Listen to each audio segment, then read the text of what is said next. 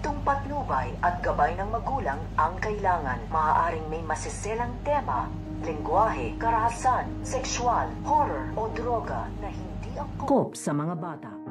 So ito nga si Annalyn ay sasabak na nga ito dito nga sa medical mission na gagawin nga niya dito nga sa loob nga ng kulungan. Dahil sa kanyang ginawang pagligtas dito nga sa isang inmate ay dito na nga ni-request ng mga inmate na kung pwede nga daw pa silang magpa-check up o magpatingin dito nga daw kay Annalyn. Dahil nakita nga nila dito kung paano nga kahusay ito nga daw batang doktor na ito nga daw si Annalyn sa kanyang panggagamot dito nga daw sa kapwa nila inmate. Kaya nga ito nga si Annalyn ay nagsabi na nga ito dito nga sa kanilang ospital sa Epic Hospital kung pwede nga daw ba siyang maggawa ng medical mission dito nga daw sa kulungan at hindi naman mabibigo ito nga si Annalyn dahil papayagan naman siya dito makagawa ng medical mission. So pakakaabangan nga natin dito ang paggawa ng medical mission nito nga ni Annalyn dito nga sa loob nga ng kulungan upang tignan at gamutin nga dito at check upin ang mga inmate nga nakasama nito nga ni Moira.